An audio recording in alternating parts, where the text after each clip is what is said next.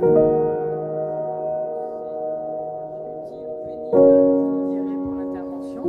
à toutes et à tous.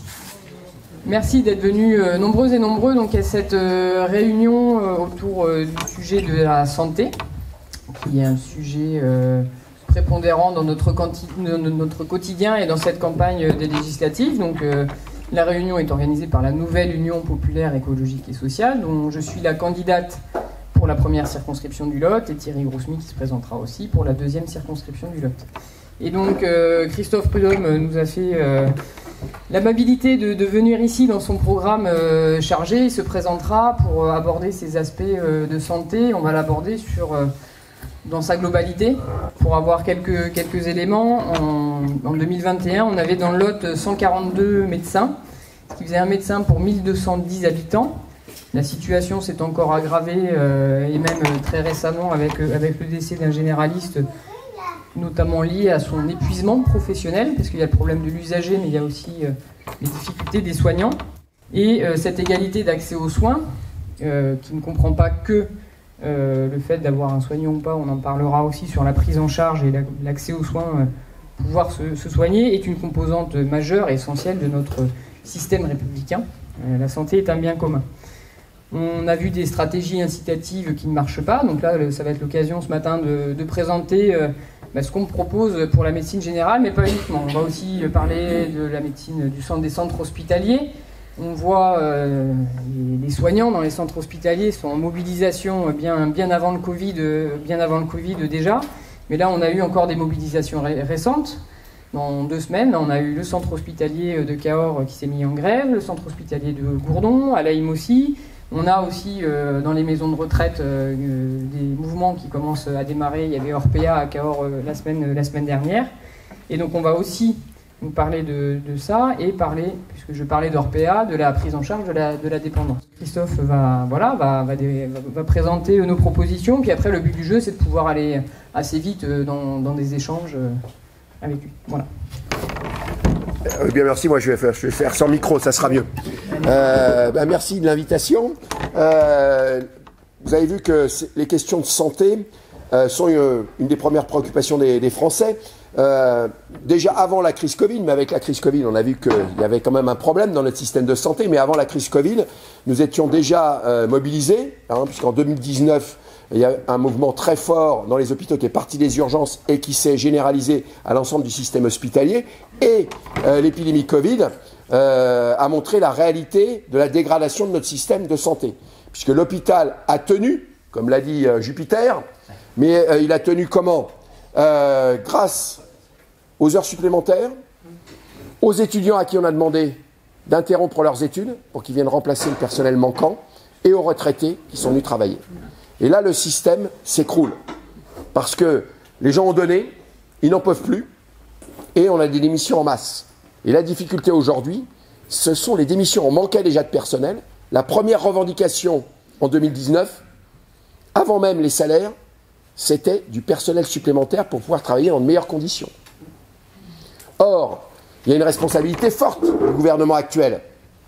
Parce que 2019-2022, 3 ans. Pour former une aide-soignante, il faut 1 an. Pour former une infirmière, il faut 3 ans. Si on nous avait écoutés, si on avait mis en place le plan massif de formation de personnel qu'on avait demandé en 2019, aujourd'hui, les infirmières sortiraient des écoles, les aides-soignantes, on en serait à la 3e promotion, et on ne serait pas obligé de fermer des lits par manque de personnel. La crise que l'on connaît actuellement à l'hôpital, c'est absolument pas lié au fait que les gens viendraient pour rien dans les services d'urgence. Personne ne vient pour rien dans les services d'urgence. Ne vous laissez pas culpabiliser. Vous venez parce que vous ne trouvez pas de médecin. Quand vous trouvez un médecin, il vous reçoit dans 48 heures. Quand vous avez 42 fièvres, c'est pas dans 48 heures que vous voulez voir un médecin. Voilà. Et les gens qui viennent aux urgences pour simplement une consultation, c'est pas un problème. On a mis en place ce qu'on appelle les filières rapides. Enfin, moi, je suis médecin urgentiste. Je ne suis pas présenté, mais je suis médecin urgentiste au SAMU de Seine-Saint-Denis. Et donc, je connais le problème. Les personnes qui viennent juste pour une consultation, ils repartent sur leurs 2 pieds, ce n'est pas un problème. Le problème aux urgences, ce sont les 20% de personnes qui doivent être hospitalisés et pour lesquels nous n'avons pas de lit. Voilà, c'est ça le problème.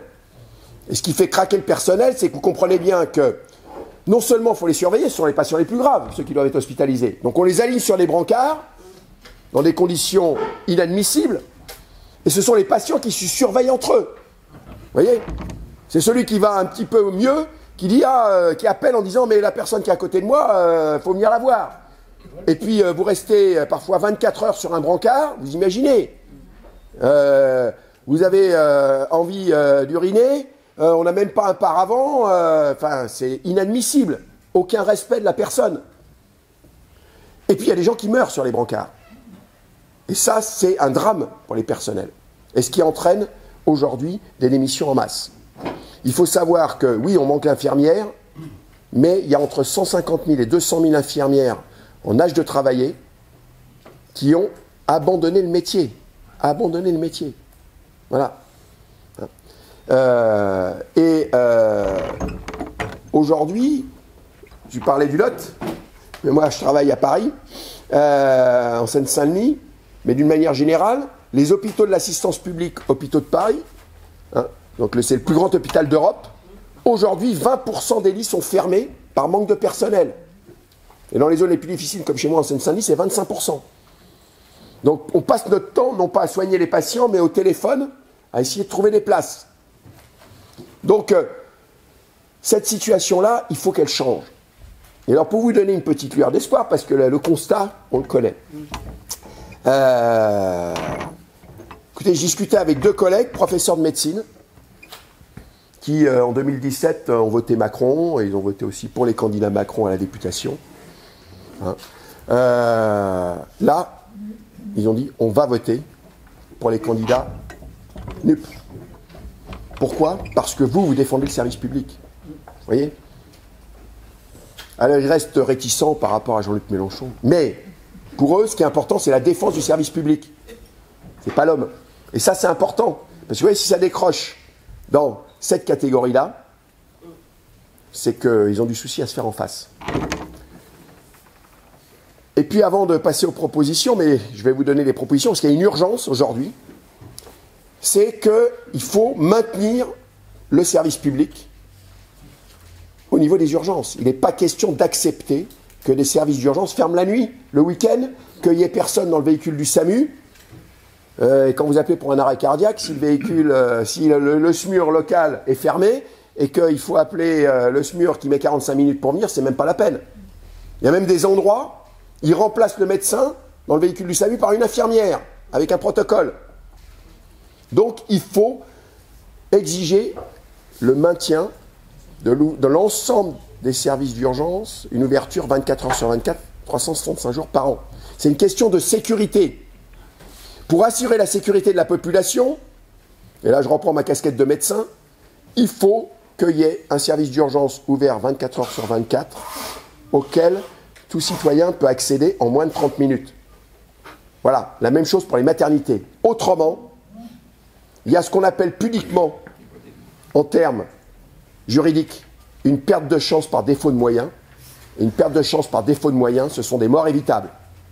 Voilà. Et donc il y a une solution immédiate. On n'inventera pas les médecins qui n'existent pas, ça c'est clair. Mais par contre, si on dégage les médecins de leurs tâches administratives, on gagne 20% de temps de travail. Et puis il faut répartir la charge de la garde, le travail la nuit, le week-end et les jours fériés, sur l'ensemble des médecins. Et nous, notre proposition, c'est de dire l'ensemble des médecins doivent participer à ce qu'on appelle la permanence des soins, donc à la garde, qui travaillent à l'hôpital, en clinique, en ville, qu'ils soient généralistes ou spécialistes. Si on répartit cette charge de travail, cette pénibilité sur l'ensemble des médecins, ben pour chacun, ça sera une nuit par mois ou toutes les 6 semaines. Ça va. Et en termes de compétences, eh bien écoutez, il n'y a pas de problème. L'essentiel des patients qui nécessitent des soins en urgence, c'est de la médecine classique. Donc n'importe quel médecin peut se débrouiller. Par contre, quand effectivement il y a un cas un peu plus grave, ben, ce sont nous les urgentistes qui prenons le relais. Mais comme on n'est pas assez nombreux, ben, on s'occupera des patients graves, là où on n'est pas remplaçable, c'est-à-dire dans les véhicules du SAMU, et on peut assurer la sécurité de la population. Alors après, oui, chaque catégorie professionnelle peut avoir des revendications, il n'y a pas de problème, mais vous voyez, Il y a des endroits où on a trouvé des solutions. À Libourne, les médecins à qui on demandait de continuer à faire des visites à domicile, en particulier pour les personnes qui ne peuvent pas se déplacer, les personnes âgées, qu'elles soient chez elles ou en EHPAD, pour éviter qu'elles viennent par défaut aux urgences, où elles n'ont rien à faire.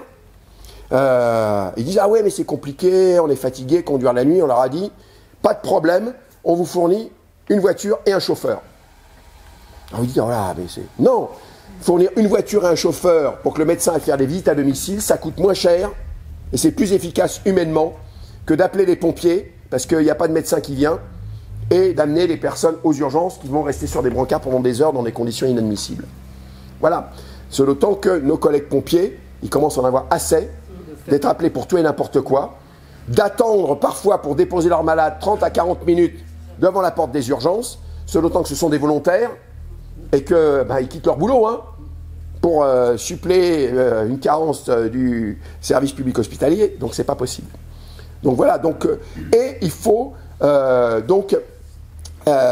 maintenir des lits ouverts pour les patients qui arrivent aux urgences.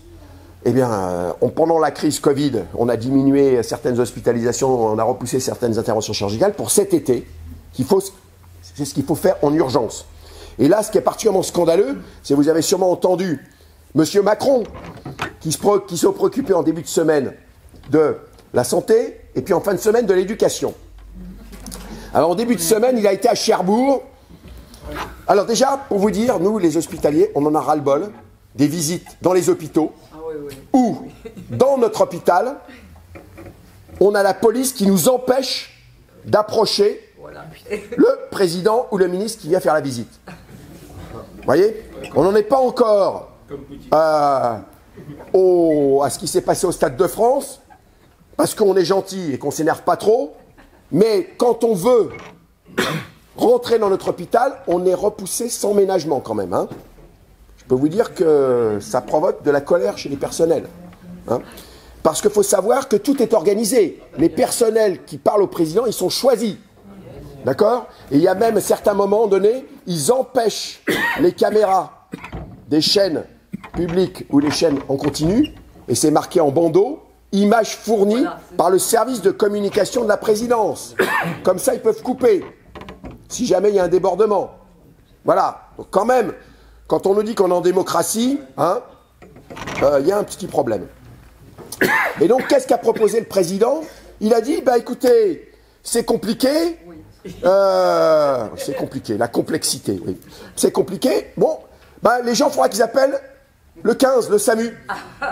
Super. Déjà, aujourd'hui, on a du mal à décrocher tous les appels. Donc, si on ferme les services d'urgence et qu'on demande aux gens d'appeler le SAMU, on va encombrer les standards, ils vont exploser, et l'appel pour l'arrêt cardiaque, on va mettre 10 minutes pour décrocher. C'est une catastrophe. Donc ça, si Elsa est au Parlement, eh bien, ça sera les premières mesures à prendre pour l'éducation, pour la santé.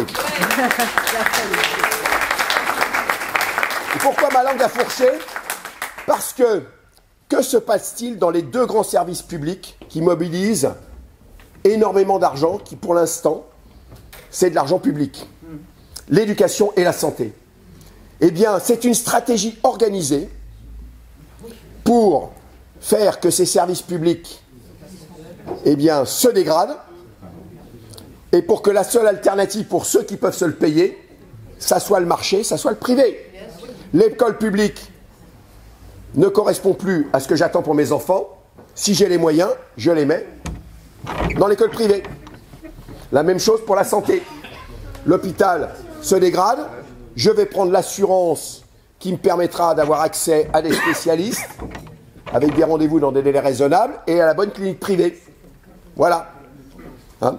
Et donc ça, il faut bien comprendre que c'est une stratégie organisée, qui a été organisée depuis le tournant libéral des années 80. On a résisté, mais la particularité de Macron, c'est qu'il accélère par rapport à la droite traditionnelle. Il accélère. Voilà. Donc, il faut bien comprendre ça. Alors, juste pour, avant de venir aux propositions, puisque ici, vous avez une particularité, il n'y aura pas de candidat, enfin, dans ta circonscription, La République En Marche, il n'y aura que LR, mais c'est la même chose. Qui nous a proposé, pour répondre aux besoins de lit à l'hôpital, des gestionnaires de lit, Madame Bachelot, en 2008, qui était encore dans le gouvernement, LR. Voilà. Hein. Donc, c'est les mêmes, hein, même si ils se présentent différemment. Et là, le bilan de M. Macron, en pleine crise Covid, il a continué à fermer des lits. Il a fermé 17 000 lits, dont 5 700 juste l'an dernier. Et ça continue. Voilà. Hein. Hier, j'étais à Villefranche de Rouergue. Le projet pour l'hôpital, c'est de supprimer 150 lits d'EHPAD. Voilà. Hein. Ici, on supprime des lits de psychiatrie. Bon. Alors que, dans toute période de crise, les besoins en psychiatrie explosent. Ok ? En psychiatrie, c'est une catastrophe. Aujourd'hui, les malades sont dans la rue ou en prison. Voilà. Parce qu'il n'y a plus de moyens pour les prendre en charge. Je citais tout à l'heure une étude qui vient de sortir, qui a été faite par les Anglais, sur un siècle, corrélation entre le nombre de lits en psychiatrie et le nombre de places en prison. Plus on diminue le nombre de lits en psychiatrie, plus on augmente le nombre de places en prison. Et aujourd'hui, 30 à 40% des gens qui sont en prison n'ont rien à y faire, relèvent du soin. Voilà. Donc il faut changer tout ça. Ben nous, on a déjà deux principes sur lesquels on ne transigera pas. Sur le reste, tout est discutable, mais la santé ne peut pas relever du secteur marchand. Ça doit relever du secteur public ou du secteur associatif à but non lucratif. Et donc la première chose qu'on fera, c'est supprimer l'agrément sécurité sociale pour tous les établissements privés à but lucratif. Soit ils se transforment en non lucratifs, soit ils sont intégrés dans le service public. Ça, c'est simple, il suffit d'un décret. Voilà. Hein? Alors, on ne dit pas de nationalisation parce que ça fait peur, puis c'est pas une nationalisation. Et puis s'ils ne veulent pas, eh bien de toute façon, comme c'est du service public et qu'il y a nécessité de les laisser ouverts, on les réquisitionne. Le temps qu'on règle la transformation juridique de la structure. Voilà. Donc ça, c'est réalisable immédiatement. Et l'affaire Orpea nous ouvre les portes. Voilà. Parce que, ce qu'il faut savoir, quand même, les EHPAD, les maisons de retraite à but lucratif, ça n'existait pas au début des années 90. Ça a été créé par les gouvernements de droite et dits de gauche, successifs, ces 20 dernières années, ces 25 dernières années. Sur un refus d'investissement dans un service public des maisons de retraite. Et donc, se sont créés en France, les plus grands groupes mondiaux de maisons de retraite. Orpea et Korian sont les deux plus grands groupes mondiaux de maisons de retraite. Et avec le pognon fait en France, les bénéfices sur l'argent de la sécurité sociale, donc notre pognon, celui des retraités et de leur famille, parce qu'il y a l'obligation alimentaire, hein, parce qu'il n'y a pas beaucoup de retraités qui peuvent payer 3 000 € par mois, avec ces bénéfices, savez-vous où ils construisent des maisons de retraite aujourd'hui ? Aujourd'hui. Aux États-Unis ? Non, dans un grand pays qui commence à vieillir, où il commence à avoir une population solvable, la Chine. Et qui leur a ouvert la porte ? Eh bien, dans les avions qui allaient en Chine, avec nos présidents, qui emmènent toujours des investisseurs, dans l'avion de Sarkozy, dans l'avion de Hollande, il y avait les PDG de Korian, Orpea, de Musvi. Voilà. Hein ? Donc aujourd'hui, il est clair, le scandale d'Orpea nous ouvre les portes pour dire on sort le secteur de la santé et du médico-social du secteur marchand. La santé, c'était le slogan, et qu'on a toujours, mais qu'on créait dans la rue en 2019. La santé n'est pas une marchandise, l'hôpital n'est pas une entreprise. Donc, première chose. La deuxième chose, c'est le financement. Eh bien, on ira vers un financement intégral par la sécurité sociale avec une extinction des assurances maladies complémentaires. Voilà. Pour une raison très simple. D'abord, parce que c'est efficace économiquement. Ce qui coûte très cher dans notre système de santé, c'est d'avoir la mixité publique-privée. Tant pour l'offre de soins avec les cliniques privées, les EHPAD privés, et puis la Sécu et l'assurance maladie complémentaire. Ne parlez plus de mutuelle, assurance maladie complémentaire.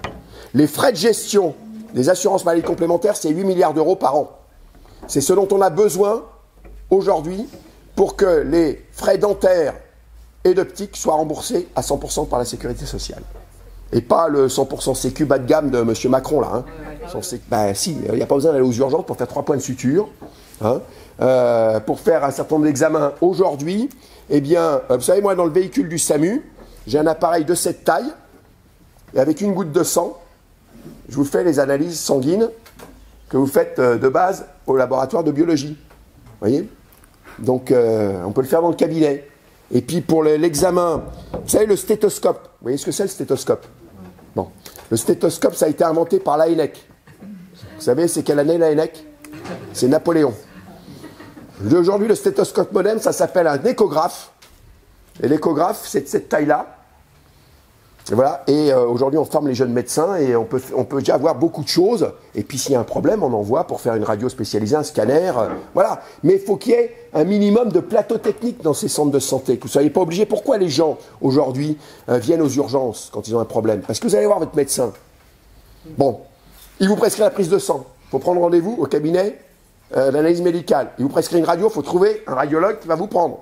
Hein, dans un délai raisonnable. Vous venez aux urgences. Même si vous attendez 6 heures, il y a tout sur place. Finalement, c'est pas grave, vous êtes rassuré, vous rentrez chez vous. C'est grave, on vous hospitalise. Donc voilà, c'est un autre mode d'exercice de la médecine. Alors, est-ce que ces centres de santé, ça serait du collectivisme, revenir à l'Union soviétique, je ne sais pas trop quoi? Non. Les jeunes médecins, aujourd'hui, privilégient le salariat. Et alors, pour vous dire que c'est faisable, ici on est dans le Lot. Bon, a priori, c'est sympa, il fait beau, on bouffe bien. Bon. Je vous donne l'exemple de la Saône-et-Loire. Saône-et-Loire, c'est pas votre destination privilégiée pour aller passer vos vacances. Hein? Eh bien, en Saône-et-Loire, on leur a vendu les maisons de santé pluriprofessionnelles. Donc les élus ont construit les locaux. On leur a dit, les médecins et les infirmiers vont venir. Ils les ont attendus, ils ne sont pas venus. On leur a dit, prenez donc un cabinet qui va vous chercher les médecins en Roumanie. Ils ont fait, ils ont payé le cabinet très cher. Il y a des médecins qui sont venus de Roumanie, ils sont restés, ils sont repartis. Donc le président du conseil départemental, il dit, j'en ai marre de me faire arnaquer par l'agence régionale de santé. Et puis on m'a parlé de centre de santé. Ça paraît bien ce truc-là. Eh bien, il a créé une structure juridique qui est un centre de santé départemental avec 35 lieux d'exercice. Au départ, il pensait embaucher 30 médecins. Il en est à 70 médecins, dont 20 spécialistes en lien avec l'hôpital. C'est-à-dire qu'ils sont à l'hôpital, qui viennent faire des consultations de spécialistes dans les petits villages. Alors, c'est pas ouvert 24 heures sur 24, mais vous voyez, il y a certains endroits où le centre de santé est ouvert 2 jours par semaine. Mais vous voyez, mais il est ouvert 2 jours par semaine. Et puis, s'il y a besoin de visite à domicile, eh bien, le médecin va faire la visite à domicile, ils se répartissent le travail. Voilà, c'est une organisation territoriale qui permet de répondre aux besoins. Ça a été fait en Saône-et-Loire. Petit bémol, encore que moi, je respecte les gens en fonction de ce qu'ils font et pas de leur couleur politique. Hein. Ce monsieur, il est adhérent aux Républicains. Voilà. Donc s'il l'a fait en Saône-et-Loire et qu'il est adhérent aux Républicains, on doit pouvoir le généraliser très rapidement à l'ensemble du territoire national. Et bien c'est ce qu'on propose. Voilà. On régule l'installation des médecins, c'est-à-dire que les vieux médecins qui ne veulent pas changer, ils continueront à rester dans le cabinet. On ne va pas, vous voyez, provoquer une révolution. Mais par contre, on dit maintenant, la Sécu paye des centres de santé là où il y a des besoins. Et ce n'est pas imposer aux jeunes d'aller travailler là où personne ne veut aller. C'est de leur dire, voilà, il y a des postes, ben, allez là où ça vous intéresse. Et juste pour vous dire que ça intéresse, il y a l'exemple d'une médecin, la cinquantaine, qui était à un cabinet à 2 à Aubagne. Son collègue décède, elle ne trouve pas de remplaçant, donc elle est obligée de prendre la clientèle, elle frise l'épuisement professionnel, elle ferme son cabinet à Aubagne, elle va en Saône-et-Loire, salariée, et elle dit « je revis ». Donc vous voyez, donc c'est les conditions de travail, c'est pas la localisation qui compte, c'est les conditions de travail. Si vous améliorez les conditions de travail, eh bien on arrivera à répartir de manière adaptée les médecins sur le territoire. Et surtout, eh bien, pour que ces médecins acceptent de venir dans un territoire, il faut qu'il y ait un hôpital pas trop loin. Parce qu'ils ne veulent pas être dans un désert aussi. Ouais. Eh bien nous, on veut maintenir des hôpitaux de proximité. Mais alors, hôpital de proximité, c'est là que la Macronie est très forte. C'est-à-dire qu'ils pervertissent le langage. Puisque la loi Ma Santé 2022 introduit la notion d'hôpital de proximité. Madame Buzyn. Et puis M. Véran a poursuivi. Pour eux, c'est quoi un hôpital de proximité? C'est un hôpital où les urgences sont fermées la nuit, où il n'y a pas de maternité et où il n'y a pas de chirurgie. Donc il reste des services pour les vieux, grosso modo, c'est un mouroir pour vieux. Donc nous, c'est pas ça, un hôpital de proximité. Un hôpital de proximité, c'est un hôpital où il y a un service d'urgence ouvert 24 heures sur 24, une maternité de proximité, parce qu'on a fermé les petites maternités dans un premier temps pour dire qu'elles étaient dangereuses. Aucune étude n'a montré que ces maternités étaient dangereuses. Par contre, aujourd'hui, effectivement, quand il faut faire 1 heure de route pour aller à la maternité, on accouche sur la route, avec quand même quelques conséquences pour les gamins et pour la femme. Et donc, eh bien, c'est aussi dans le cadre aussi d'une amélioration et de la reconnaissance professionnelle d'un certain nombre de métiers, dont les sages-femmes, puisque quand on a une grossesse normale, hein, mesdames, a priori, la grossesse, c'est pas une maladie, donc on a besoin d'être coucouné, que ça se passe bien avec du professionnel, mais on n'a pas besoin d'être dans un CHU pour accoucher. Quand on a une grossesse compliquée, oui, on va au CHU. Hein. Mais quand c'est la grossesse normale, c'est la maternité de proximité, où on reste le temps qu'il faut en fonction de ses conditions de vie, familiales, sociales, etc. Parce qu'aujourd'hui, le fait qu'on ait fermé les 2 tiers des maternités, en 40 ans, on a fermé les 2 tiers des maternités en France. Qu'est-ce qui reste? Il reste des usines à bébés. C'est-à-dire, c'est quoi? Moi, je le dis de manière brutale. Bonjour madame, venez ici, pondez, envoie madame dehors. C'est inhumain. Parce que, oui, ça marche bien pour Rachida Dati, vous voyez. Elle a accouché à la clinique de la Muette dans le 16e, nickel. Elle a le personnel de maison pour s'occuper du gamin, elle reprend le boulot dans la semaine. Et c'est pas quand même la majorité des gens qui vivent comme ça. Voilà. Donc, eh bien, si on a besoin de rester 2 jours, et que ça se passe bien à la maison et qu'on veut rentrer chez soi, oui, on rentre chez soi. Mais si on a besoin de rester 5 jours, on reste 5 jours. Voilà, parce que vous savez, il y a parfois une petit blues, hein, la dépression post-accouchement, il faut pouvoir la détecter, s'en occuper, et puis pas renvoyer comme ça la personne à la maison, puis ça se passe mal, quoi. Hein? La médecine, c'est pas que de la technique. C'est du psychologique et du social. Et ça, on l'a oublié. Hein? Nous, l'humain, c'est ça. Donc, un hôpital de proximité, et puis on ne peut pas nous vendre la chirurgie ambulatoire et nous dire que pour être opéré en chirurgie ambulatoire, il faut aller à Toulouse, quoi. Non. La chirurgie ambulatoire, ça fait à proximité. Et pour que les chirurgiens, effectivement, gardent leurs compétences sur un certain nombre de gestes, eh ben, ils peuvent être au CHU et dans un hôpital local pour certaines spécialités. Il n'y a pas de problème. C'est plutôt aux médecins de se déplacer qu'aux patients. Ce d'autant que sur la sécurité et la technicité, vous savez, une des interventions chirurgicales les plus fréquentes, c'est l'opération de la cataracte. Bon, pour être opéré de la cataracte, il n'y a pas besoin d'aller au CHU. Hein. Les premières opérations de la cataracte, c'était en Égypte ancienne. Vous voyez, donc c'est une technique qu'on peut faire de proximité. Voilà, donc c'est ça l'hôpital de proximité, et c'est important qu'on maintienne ces hôpitaux de proximité, parce que vous avez vu qu'en ce moment, les CHU, ils craquent. À Toulouse, c'est la cata. À Bordeaux, c'est la cata, parce qu'on a tout fermé autour. Donc tout le monde vient au CHU. Donc le CHU est encombré et ne peut plus jouer son rôle de CHU, c'est-à-dire les pathologies les plus graves. Ah, bien sûr, si vous avez un cancer compliqué, une opération compliquée, une greffe cardiaque, vous allez au CHU. Mais pour le reste, il n'y a pas besoin. Et là, les CHU ne peuvent plus jouer leur rôle parce qu'ils sont encombrés par les gens qui viennent de partout, parce qu'il n'y a plus rien en proximité. Donc l'hôpital de proximité, c'est très important. Et puis il y a les EHPAD. Ben, vous savez, les EHPAD, quand un EHPAD est dans un hôpital, eh bien, il y a du personnel. Et parce que c'est un hôpital, donc il y a des infirmières 24 heures sur 24, puis il y a des médecins. L'EHPAD qui est isolé, il n'y a pas d'infirmière la nuit, et il y a un médecin une fois de temps en temps. Donc il faut conserver les EHPAD en lien avec les hôpitaux, et surtout pas fermer les EHPAD qui sont aujourd'hui dans les hôpitaux. Or, la stratégie du gouvernement aujourd'hui, c'est de fermer les EHPAD hospitalières pour basculer ça vers le privé. Y compris dans les grands hôpitaux. Chez moi, à l'assistance publique, Martin Hirsch, hein, que vous entendez sur France Inter avec une journaliste complaisante qui s'appelle Léa Salamé, aujourd'hui, il est en train de vendre les EHPAD de l'assistance publique au privé et de fermer les hôpitaux de gériatrie, alors que les besoins sont là. Pourquoi? Parce que la gériatrie, ça peut être très facilement rentabilisé par le privé.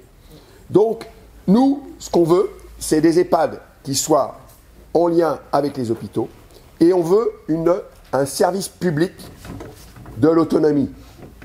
C'est-à-dire, c'est quoi? C'est qu'on soit à domicile ou qu'on arrive à la fin parce qu'on est lourdement dépendant en EHPAD, ça doit aller dans une continuité. C'est le même personnel qui fait l'aide à domicile, l'accueil de jour en EHPAD, et puis l'accueil définitif en EHPAD, avec du vrai personnel sous statut, pas des aides à domicile dans des associations sous-payées qui travaillent dans des conditions lamentables. On a besoin de personnel qualifié, des aides-soignantes, des infirmières, et qui soient sous statut de la fonction publique ou assimilés pour pouvoir avoir un vrai service public de la prise en charge de l'autonomie. Voilà. Parce que oui, les gens souhaitent rester à domicile le plus longtemps possible, mais nous dire ça sera tout à domicile, c'est se foutre de la gueule du monde, parce que c'est transférer la charge de travail sur les aidants qui, eux, craquent complètement. Oui, il y a des gens qui veulent aider, mais il faut qu'on puisse les soulager. Vous voyez, vous aidez, mais pour pouvoir souffler, accueil de jour, vous partez en vacances, pour 15 jours dans l'EHPAD. Et puis, vous savez, les EHPAD aujourd'hui, c'est les 2 dernières années de la vie, quand on est très lourdement dépendant. Donc oui, c'est un lieu d'hébergement, mais c'est avant tout un lieu de soins. Ce sont des gens qui, aujourd'hui, nécessitent des soins. Et on a besoin de plus de personnel. Et donc, l'autre priorité pour nous, c'est un grand plan de formation du personnel. Ce qu'on réclamait en 2019, on va le mettre en œuvre, il faut le mettre en œuvre tout de suite, parce qu'il manque aujourd'hui 100 000 postes dans les hôpitaux, 200 000 en EHPAD, et ce n'est pas un doux rêve, hein. 200 000 personnes en EHPAD, c'est simplement qu'il y ait un soignant par résident, ce qui existe dans les pays d'Europe du Nord. Donc ce n'est pas demander la lune. 100 000 postes à l'hôpital, c'est simplement augmenter les effectifs de 8%. Voilà. Et donc pour ça, eh bien, il faut redonner de l'attractivité. Alors il y a la rémunération sur l'attractivité, mais il y a aussi comment on vous forme et comment vous arrivez dans les écoles professionnelles. Aujourd'hui, Parcoursup est une catastrophe dans notre milieu. Parce que les gens arrivent par défaut dans les écoles d'aide-soignante, d'infirmière, etc. Donc on supprime Parcoursup et on revient au recrutement dans les écoles en fonction des aspirations des jeunes. Je veux faire aide-soignante, je veux faire infirmière, je veux faire manip radio. Je vais déposer mon dossier et je passe le recrutement pour aller à l'école. Et qu'est-ce qu'on propose? On propose des contrats d'études. C'est quoi les contrats d'études? C'est pas aussi une invention de la France insoumise, hein. Ça existait à l'hôpital jusqu'à la fin des années 70 quand on avait du mal à recruter. Et puis dans l'enseignement, ils ont connu ça aussi avec les écoles normales. Un contrat d'études, c'est que vous rentrez dans l'école, vous signez un contrat, vous êtes payé au minimum au SMIC, en fonction du type d'études, ça peut être un petit peu plus, au minimum au SMIC pendant vos études, payé, avec des cotisations sociales, donc à 18 ans, vous payez votre cotisation retraite. À 18 ans. Et bien sûr, il y a une contrepartie. Vous êtes préaffecté sur un territoire, un établissement, un groupe d'établissements où vous devrez travailler pendant 2, 3, 5 ans avant de partir. Mais si vous proposez ça, les gens ne partiront pas. Parce que vous êtes payé pendant vos études, puis vous savez où allez bosser, vous allez vous installer, trouver un logement, voilà. Hein, et puis vous faites vos études dans de bonnes conditions. Vous n'êtes pas obligé d'aller de faire travail de nuit en EHPAD quand vous êtes à l'école d'infirmière pour pouvoir payer vos études. Voilà. Et donc ça existait déjà en France et, enfin en métropole et dans les DOM, parce que dans les DOM, on avait même un bureau qui s'appelait le BUMIDOM, puisqu'on avait besoin, personne ne voulait faire aide-soignant ou postier en France, donc on allait chercher nos collègues antillais en disant, venez donc faire les boulots de merde que les métropolitains ne veulent pas faire. On vous paye le voyage, le logement, et vous aurez un boulot. Voilà, c'est pour ça qu'il y a beaucoup d'antillais dans les hôpitaux, hein, aujourd'hui. Donc, c'est quelque chose qu'on peut mettre en place très rapidement, et on le mettra en place tout de suite. Suppression de Parcoursup et contrat d'études dans les écoles professionnelles de santé, mais on pourra le faire aussi dans d'autres domaines.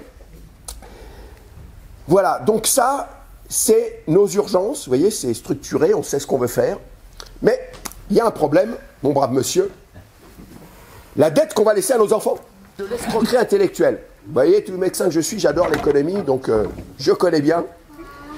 Alors la dette qu'on va laisser aux enfants, ben, je ne sais pas, vous ici dans le Lot, mais à Paris, bon, on a des petits logements, tout ça, donc il y a une grosse différence entre le budget d'une famille et le budget d'un État. Vous voyez, pourquoi je vous parle de logement? Parce qu'il y a une grosse différence entre une famille et un État. C'est que l'État, il fabrique des billets. Vous voyez, donc peut-être ici, vous avez des caves grandes, tout ça. Bon, non, voilà. Donc, une famille ne fabrique pas des billets. Et puis, quand vous empruntez, vous empruntez, comme on a une durée de vie limitée, c'est maximum 25 ans. Hein, voilà. Un État, il peut emprunter, il peut faire ce qu'on appelle rouler la dette, même il peut l'annuler avec l'inflation, etc. Enfin bref. Juste pour vous donner un exemple, un pays qui sait ce que c'est que le business, l'Angleterre. Hein, il y a la City, tout ça, et puis bon, très longtemps, ils sont très forts dans le business. Eh bien, l'Angleterre a eu besoin d'argent en 1814 pour pouvoir construire des bateaux, armer des soldats pour battre Napoléon.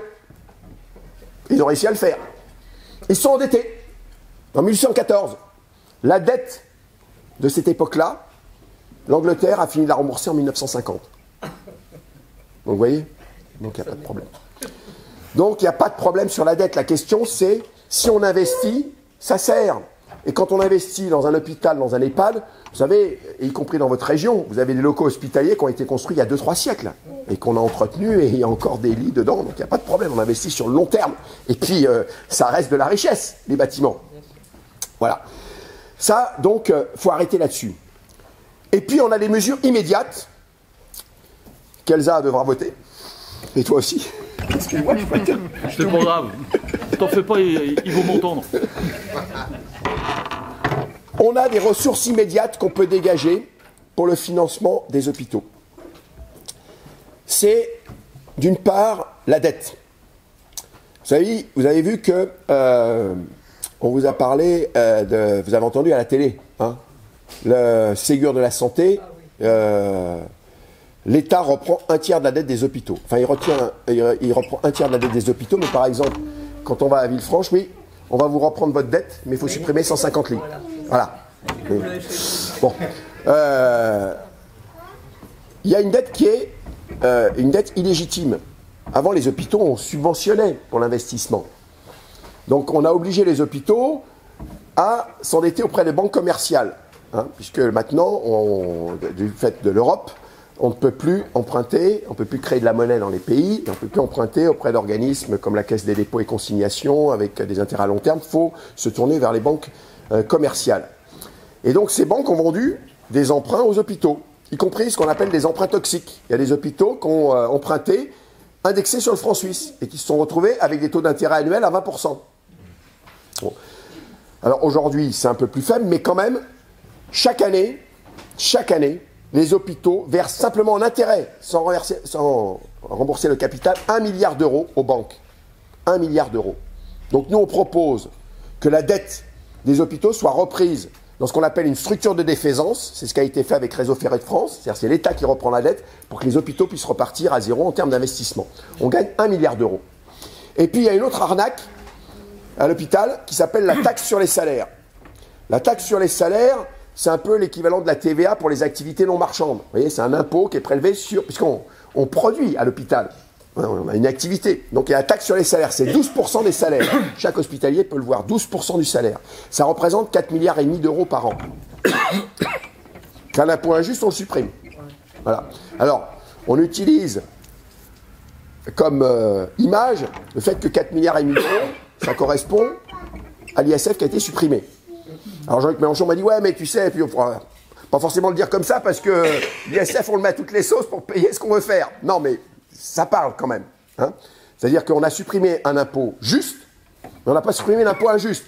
Il est d'autant plus injuste que cet impôt, c'est nous tous qui le payons. Hein, parce que les salaires de ce hospitalier, c'est payé par la sécurité sociale, nos cotisations. D'accord. Donc c'est comme les taxes sur les factures EDF. Hein, bon. Donc c'est une grosse arnaque. Or 4,5 milliards d'euros, c'est exactement ce dont nous avons besoin pour créer les 100 000 emplois à l'hôpital. Un emploi, le coût moyen annuel d'un emploi à l'hôpital, c'est 42 à 43 000 euros avec les cotisations sociales.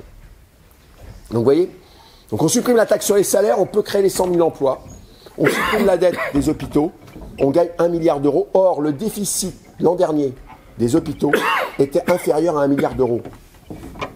Voilà. Donc, on a des solutions.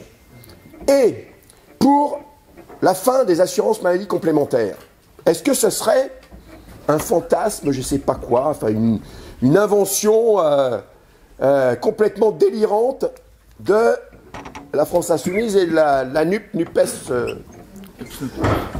Ben non, parce que concrètement, et je ne vous l'ai pas dit ça, mais j'en ai pas parlé du régime Alsace-Moselle.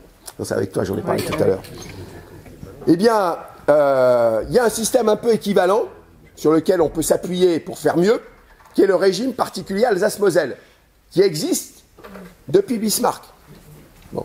Et ça fonctionne. Alors, ce n'est pas l'idéal, mais quand même, avec une cotisation très limitée, ça rembourse 92% des frais de santé. Et ça permet d'être à l'équilibre en permanence, puisqu'on adapte le niveau de cotisation en fonction des dépenses de l'année antérieure. Parce que vous savez, la grosse arnaque de la fameuse loi de finances de la sécurité sociale, c'est qu'on ne donne pas le budget suffisant pour que le système fonctionne. Donc on vous dit, ah, il y a le trou de la sécu, donc il faut faire des économies. Ouais, mais le trou de la sécu, il existe, c'est aussi une arnaque, puisqu'on crée sciemment le trou de la sécurité sociale pour dire qu'il faut faire des économies. Vous voyez, hein, donc on dérembourse des trucs, machin. Bon. Eh bien, en Alsace-Moselle, il y a une cotisation qui permet de remplacer la cotisation de l'assurance maladie complémentaire et qui peut évoluer entre 0,85% et 2,5%. Jusqu'à présent, ils équilibraient leur compte avec 1,5% de cotisation sur 1,5% de votre salaire. Regardez combien vous payez, combien vous coûte votre assurance maladie complémentaire et combien représente 1,5% de votre salaire. Avec 1,5% du salaire, jusqu'à l'an dernier, on équilibrait le budget. Comme on a moins dépensé, là, ces 2 dernières années, du fait de la crise Covid, cette année, la cotisation est passée à 1,4%. Et c'est la Sécu comme on le veut, c'est-à-dire pas le paritarisme, qui est une grosse arnaque, parce que le paritarisme, c'est quoi? Il suffit qu'il y ait un syndicat jaune, il vote avec le patron, et on perd le pouvoir de gestion sur la sécurité sociale. La sécurité sociale, c'est notre argent. Donc ce régime particulier, comme il est payé par les salariés, eh bien, il est géré par les salariés, et dans le cadre d'une tournante, en ce moment, c'est même un camarade de la CGT qui préside le régime particulier. Et c'est lui qui a fait baisser le taux de cotisation de 1,5 à 1,4. Donc on sait gérer dans l'intérêt des cotisants et en ne dépensant pas à tour de bras et en créant des déficits monstrueux. Et puis je vais terminer sur un peu d'éducation populaire, sur ce qu'est la sécurité sociale. Parce qu'on s'est battu pour l'avoir, c'est le programme du Conseil national de la résistance, et la sécurité sociale, eh bien, elle est financée par une partie de notre salaire qu'on met dans la caisse commune qui s'appelle la sécurité sociale. Donc il n'y a pas de cotisation ouvrière et de cotisation patronale. Ça, c'est une grosse arnaque. Ce que le patron nous doit, c'est ce qui s'appelle le coût total employeur. C'est ça notre salaire. D'ailleurs, si vous allez aux États-Unis, eh bien, c'est ça que vous touchez. Et à vous de vous payer votre assurance santé et de payer le fonds de pension pour votre retraite. Donc, le coût total employeur, sur ce coût total employeur, on en met 30% dans une caisse qui s'appelle la sécurité sociale. Et cette caisse, elle est là pour assurer nos dépenses de santé, les arrêts de travail quand on a un accident, la retraite des vieux, ça s'appelait comme ça, et les allocations familiales. Et nous, on propose d'y mettre là-dedans l'autonomie, parce que ça relève de problèmes de santé. Et donc, c'est notre argent qu'on met dans cette caisse, donc c'est à nous de le gérer, et donc, on rétablira les élections à la sécurité sociale avec une majorité des administrateurs qui seront issus des cotisants. Voilà, il faut être clair. Le paritarisme, ça a été instauré par De Gaulle pour redonner le pouvoir sur les caisses de sécurité sociale au patronat. Et donc, l'autre élément, c'est de dire, oui, mais les salariés, des mutuelles. Bon. Et bien, qu'est-ce que vont devenir les mutuelles, qui sont quand même, pour reprendre le langage bolchevico-islamo-gauchiste, c'est un acquis du monde ouvrier. Donc on ne va pas les tuer, les mutuelles. Mais les mutuelles, elles garderont la prévoyance, et puis elles récupéreront en gestion les EHPAD, elles pourront monter les centres de santé, elles investiront là où c'est utile. Hein, parce qu'on vous avait dit, ça peut être soit le public, mais soit aussi l'économie sociale et solidaire, c'est un privé à but non lucratif, parce que c'est l'histoire de France aussi, on ne va pas tout étatiser. Sur le temps que quand on étatise le système de santé, il peut y avoir des risques, parce que c'est ce qui existait en Grande-Bretagne, c'était le socialisme, hein, le système de santé, c'était le meilleur système de santé du monde, jusqu'à l'arrivée de Mme Thatcher au pouvoir. Madame Thatcher arrive au pouvoir, elle coupe le robinet de l'impôt, le système s'effondre. Donc nous, on a la sécurité sociale, donc c'est une garantie, quel que soit le gouvernement, qu'on contrôle un minimum les choses. Et ça, c'est un acquis de l'histoire de France qu'il faut qu'on conserve. Donc, vous voyez qu'on a un programme qui est cohérent, qui est financé, qui répond aux besoins de la population. C'est quoi? Je veux un médecin traitant, ben oui, on va mettre en place les centres de santé. Je veux plus payer de dépassement d'honoraires, ben les médecins sont salariés. Je veux un hôpital avec un service d'urgence, ben c'est ce qu'on propose. On répond aux besoins. Voilà. Et donc, maintenant, il faut y croire. Alors, ben on peut y croire, hein, parce que les derniers sondages, au départ, c'était Macron aura la majorité, vous ne déplacez même pas pour aller voter. Et puis, finalement, l'Union de la gauche, là, alors ils ont focalisé forcément, sur 577 circonscriptions, il y a toujours des scories, il y a des endroits où il y a des personnalités, bon, ça va, je la paie un peu, mais finalement, t'as Abouaf, tout ça, bon, on a réglé. Puis c'était une minorité de circonscriptions. Il y a Delga qui fait chier. Bon, mais bon. On a l'habitude. On va gérer. Il y a une vraie dynamique. La semaine dernière, c'était il n'aura peut-être pas la majorité absolue. Là, aujourd'hui, on est à 50-50. Si on poursuit, puisqu'on est sur la pente ascendante la semaine prochaine, en convainquant ceux qui n'avaient pas prévu d'aller voter, parce qu'on peut gagner, on peut gagner. Voilà. Et ça,